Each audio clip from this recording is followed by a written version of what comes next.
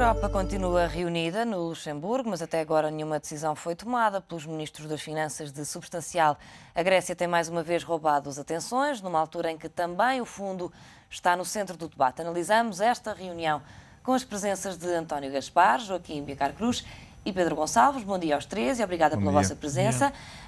Pedro, vou começar por si, uma vez que é a primeira vez que está com este painel, e perguntar-lhe se não se esperava que saíssem decisões mais efetivas destas reuniões, que ainda não terminaram, mas que ainda assim a do Eurogrupo foi ontem e hoje é o Ecofin, portanto, se esperava algo de mais sumarento. Sinceramente, eu pessoalmente não, acho que a Europa... Mas exigia-se? Exigia-se há bastante tempo, mas a Europa tem demonstrado uma total incapacidade de tomar decisões que tenham capacidade de pôr cobro ao lento desmoronar e ao lento agudizar da crise soberana, com estancar este problema. E, portanto, para mim não era diferente, porque aqui ia ser diferente esta reunião das outras todas. E, portanto, acho que falta à Europa uma capacidade de liderança efetiva sobre os mercados financeiros, não tem demonstrado essa capacidade. E, no caso específico da Grécia, a situação que se está a negociar parece-me a mim que dificilmente chegará a bom rumo sem uma reestruturação massiva da dívida grega, porque com os indicadores que vêm da falta de crescimento económico daquele país, com toda a dificuldade que está na implementação do plano, eu acho que a Europa já devia estar a passar para a fase seguinte de uma reestruturação efetiva daquela dívida. Caminha-se para o tal default ordenado, ou em que passo é que Não, eu acho que cada vez mais a Europa está a arriscar-se a ter um default desordenado, porque os líderes do Eurogrupo asseguraram que não faltará o dinheiro para pagar as pensões e os salários, mas um país não vive só de pensões e salários, tem um conjunto de despesas que precisam de assegurar, e a Grécia, como qualquer outro país, precisa de as assegurar, e, portanto, cada vez estamos a jogar mais um jogo mais estreitinho, e um dia destes temos uma situação efetiva de default da Grécia. E, portanto, e quando tivermos da Grécia, a situação pode escalar rapidamente numa insegurança que se viu ontem transversal a todos os mercados periféricos, e não só, que já não é só periferia. A França está a ser absolutamente fustigada já, e os bancos franceses, com o problema da dívida soberana. E, portanto, eu acho que isto é uma bola de neve cada vez a rolar de montanha abaixo, cada vez com maior dimensão, e os líderes europeus têm qualquer capacidade de intervirem no sentido de estancar. Mesmo sem capacidade de intervirem, mesmo quando todos pedem que intervenham. Olá, Maria, bom dia. Bom, eu penso que era importante darmos aqui 3 ou 4 indicações de quais são os problemas da Grécia principais, e depois, a partir daí, perceber o que é que se pode fazer para alterar. A Grécia já anunciou que este ano e o ano que vem não iria cumprir as metas do déficit orçamental. De facto, estavam previstos para este ano 7,6 e vão ficar nos 8,5, e para 2012 a previsão é 6,5 e vão ficar nos 6,8. No entanto, há 3 ou 4 pontos que eu penso são importantes. A máquina fiscal não funciona. Claramente não funciona.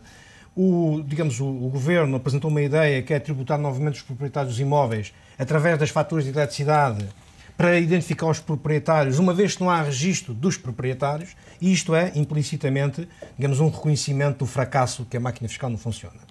Por outro lado, é a institucionalização do fogo ao fisto, ou seja, existem milhões e milhões de bancos suíços que não vão ser tributados.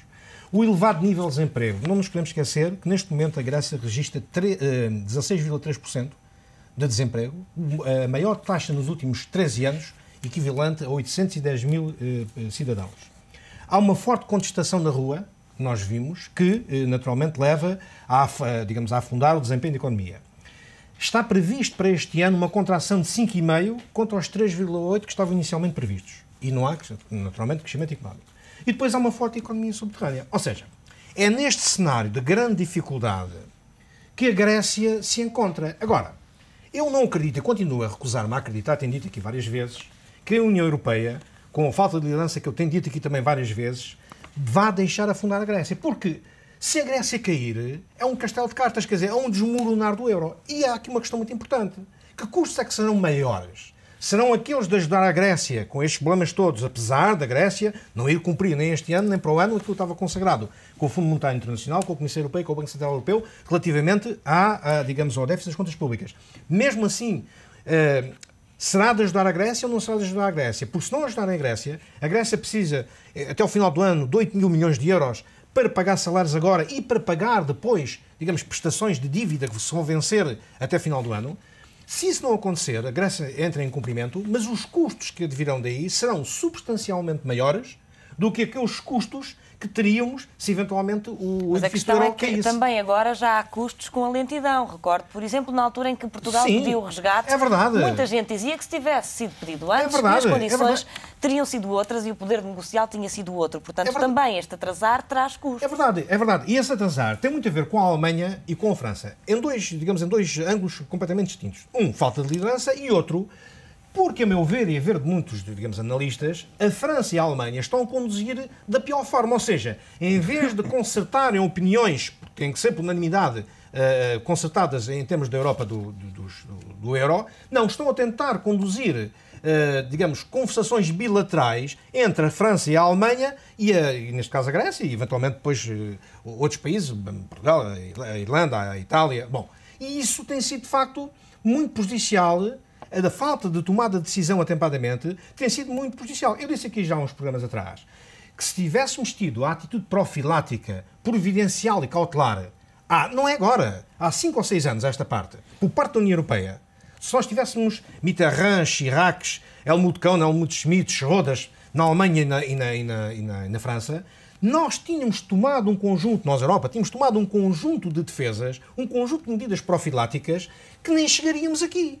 Agora, o problema é, como em todas as empresas, quer dizer, isto que se passa nos Estados é o mesmo nas empresas. O bom gestor é aquele que antecipa os problemas, é aquele que sabe reagir a um conjunto de problemas que eventualmente se irão colocar no médio prazo à sua empresa. Europa, neste caso concreto, à Europa e na Europa isso ainda não aconteceu. Não aconteceu. Joaquim, pergunto-lhe até quando, qual é o prazo limite para que se tome uma decisão efetiva sobre este assunto? Não vai haver um prazo limite e, infelizmente, isto vai ter que existir uma concertação, não só da Europa, mas também a nível mundial. Mas os líderes mundiais já mostraram algum interesse, já vieram falar? Eu acho que o Sr. Obama, ultimamente, tem-se desculpado com a crise que tem dentro de casa, com a crise europeia e com outras crises que andam pelo mundo fora. Mas, por isso, cada um trata da sua casa e nós somos Europa e eles são Estados Unidos. Agora, relativamente à reunião de ontem, não me parece que tenha nascido assim nada de outro mundo, sim senhor, estão mais unidos e dizem, que até aqui não diziam, que não deixavam cair a Grécia, mas até aqui não deixavam esta pergunta no ar, não é? Quer dizer, isto eu acho que tem havido muita inabilidade dos líderes europeus relativamente às mensagens que, no fundo, emitem e deitam cá para fora para os mercados internacionais. Mesmo ontem, o que ficou, em princípio, a tranche de novembro está ok. Estes, em princípios, isto causa o maior transtorno relativamente a quem está, não só às agências de rating, mas quer dizer, isto é negativo. Ou há realmente posições mais blindadas, mais eficazes, mesmo ao fundo que nós discutimos na terça-feira passada. Continua, sim senhor, ainda estamos a discutir o fundo se vai ser mais eficaz, mais eficiente, mas isto cria uma neblina no ar. E esta neblina é que não pode existir. Portugal, nomeadamente, eu penso que já aprendeu que esta neblina não pode existir, que existiu no passado e no último governo foi muito perentório, porque nos prejudicamos muito. E, portanto, quando as pessoas estão muito atentas ao que se passa, todos os sinais são medidos com muita cautela. Relativamente a ontem, parece-me que a Finlândia, que tem sido assim... Eu não sei se a Finlândia, às vezes, é a voz que a Alemanha ainda gostava de dizer e não o diz. E não sei se há ali um escape na Finlândia, mas isso, enfim, ficará para percebermos ou não. Mas o que é certo é que todas as premissas que a Finlândia insistia parece que vão ser aceites. Pedem um aceleramento das privatizações na Grécia e também vão pedir a Portugal. Mas o contexto internacional também para as privatizações não é o melhor. Mesmo os potenciais compradores também não estão em condições das melhores condições para adquirirem. E parece-me que, relativamente a um ponto que eu já tinha referido na terça-feira passada, é assim, e vamos ainda contar com a ajuda dos privados. Assim, quais privados? Eu sei que há privados que estão a ganhar dinheiro, há privados que estão realmente com maiores resultados e coisas, mas que privados é que estão na posição de ajudar a Grécia? Então, mas é um preço muito alto que a Grécia não consegue comportar. É interessante, eu achei interessante a entrevista do Sr. Venizelos, o Ministro das Finanças da Grécia, que dizia: nós este ano o déficit não vamos conseguir cumprir. Repare, e aquilo que o Pedro disse, toda a banca europeia, não só os franceses, o Société Générale, o Paribas, os Raiffeisen internacionais, o Deutsche Bank, todos caíram, que só com isto deles ainda não vão cumprir, mas nós para o ano vamos ter só uma diferença de 0,3, portanto também vamos estar um bocadinho acima do que assim, mas no entanto, vamos estar numa situação superavitária antes da rúbrica de pagamento da dívida.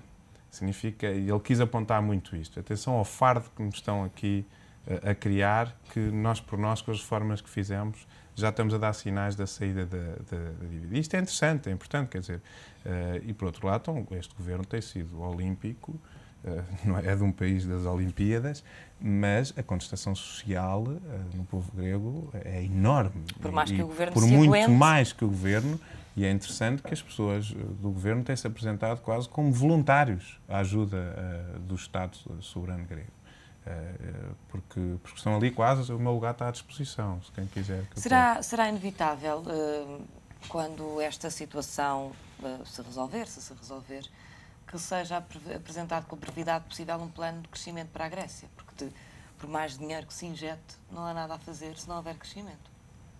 Sim, mas é um conjunto de reformas que estão a ser negociadas com a União Europeia e com o Fundo tem o objetivo de criar um mercado, são muito semelhantes, obviamente com as nuances dos respectivos países, mas são muito semelhantes às que acho que foram negociadas para Portugal, ou seja, fomentar a concorrência, abrir os setores ao investimento estrangeiro, fazer reformas efetivas no Estado. Mas serão medidas suficientes e com a rapidez exigida, se calhar numa altura como esta? Sobre isso eu tenho uma opinião mais do que a Grécia ou Portugal sobre a Europa. Não é? A Europa construiu um modelo de vida que não é sustentável. Não é? Aqueles dias, nestes constantes apelos a que a China ajude a Europa, o primeiro-ministro chinês fez uma declaração muito interessante. É que não se pode pedir a uma população que tem um rendimento médio de 4.000 euros por ano que sustente uma população que tem um rendimento médio de 40.000. Portanto, isto é sintomático do que se passa na Europa. A Europa criou, do ponto de vista social e não só, um esquema que, para mim, pesa alguma dureza das palavras, não passa de um esquema Ponzi.